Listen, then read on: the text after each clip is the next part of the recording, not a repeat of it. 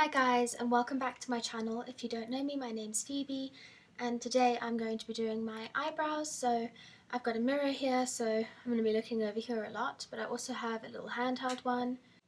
These tweezers are by La Tweeze and they have a little light on them, which is quite helpful. So I'm going to talk you guys through this eyebrow, which has not been tweezed yet. Basically, I'm just going to start by taking the hairs that are the furthest away from the eyebrow.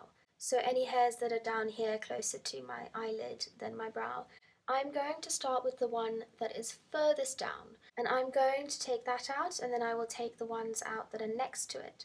So I will be going in a sort of straight line. When you tweeze your hair, you want to drag the tweezer along the skin going towards the hair. When you've got one, you grip it and then you tug towards the direction that the hair grows. This is going to help you avoid any ingrowns or anything. And as long as you do one hair at a time.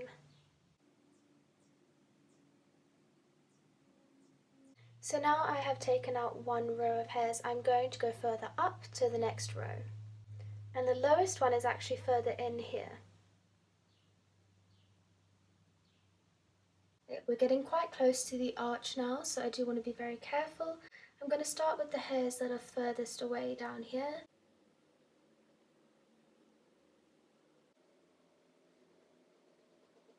Alright, I'm now going to go into the front part of the brow, starting from the outside. And using this side as a reference, I'm going to take out one row underneath.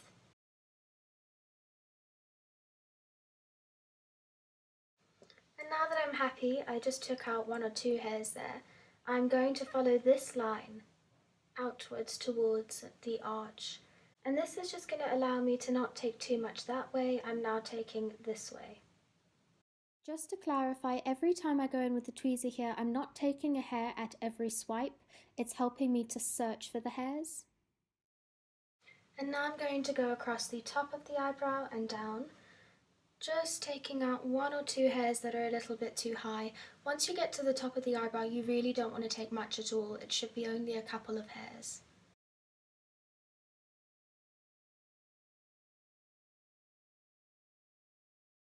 And I don't really want to do any more until I've dyed these eyebrows because I need to see these blonde hairs that sort of disappear here.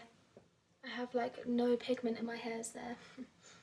I have a plastic bowl, which is very important because we're using peroxide, and I have a eyebrow brush that I don't really love that much, so a brush you don't need to worry about. And then I have 10 volume cream peroxide, it's a big bottle because I've used it for my hair. And then I've got Reflector-Sil eyelash and eyebrow tint, this is light brown. So I'm going to start with the cream peroxide because it's going to be the hardest to pour out in a small amount. And you actually need so little, it's always much less than you think you need. And I'm going to go ahead and on the other side of the bowl, I'm going to put a blob of this dye. And the reason I'm putting it on the other side is because I don't want it to mix with the peroxide because I know there's too much peroxide in there. So I've got my blob and I'm going to pick up some of this peroxide and mash it in to the dye. And you want to mix equal amounts basically. Alright, I like how that looks. So this is what we've got. Something kind of moussey. The next thing I want to do is just close up my pores a little bit because it's never nice to put a chemical straight onto open skin. So I'm going in with just some toner because it's what I've got, and it's got witch hazel in it, which will be really helpful for calming the skin right now after plucking. And this is alcohol free, so it can go by the eye, and I'm using tissue because I have no cotton wool. So I want to go in to the lightest areas of my eyebrows first, which is the lower section to my arch, which is here.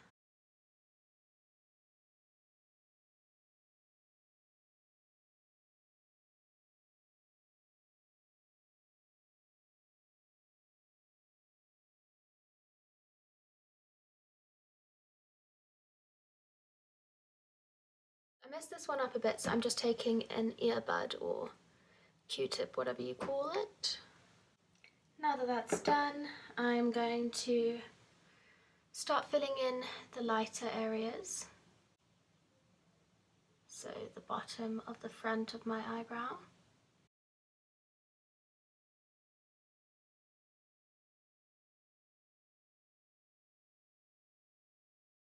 So I will normally leave this on until the new bits, the lighter pieces of dye that I've put on, have also gone dark. So it will go pretty dark, but I'm okay with that. So, and I'm pretty happy with the shape. Sisters, not twins, that's for sure. It does dye the skin a little bit, but it mostly just dyes the hairs, and I'm quite grateful for that because, you know, if my eyebrows ended up looking like this, I'd be a bit unhappy. I think I'm going to start washing this off pretty soon because the ends particularly are looking quite dark. So I'm just going to go in, I would use cotton wool but tissue, and my toner, and already they look so much better. It's like suddenly I actually have eyebrows. Right, I've still got some dye in here that I think is still active enough to use. So I'm going straight back into those lighter areas that didn't take too much.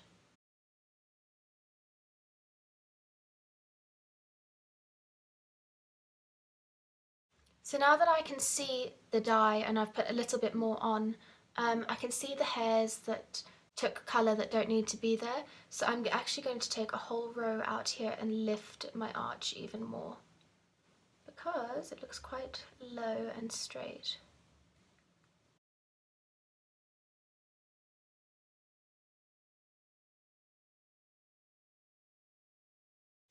And the same with this one, that tail is just a bit too low.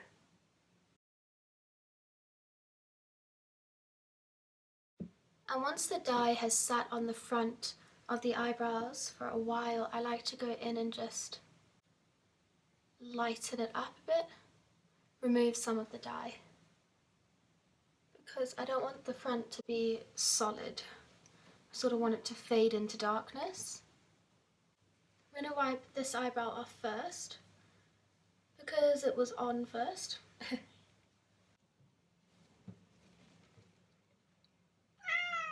Yes!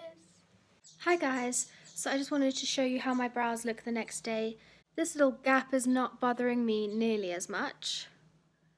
So I'm just going to let it be, and they look pretty good, I think. Thank you guys so much for watching this video. Do give it a thumbs up if you learned something and kind of enjoyed it, somewhat. And subscribe to my channel. Follow me on social media at Charlotte Wallace MUA, and that is for Instagram. And I'll see you in the next video. Bye!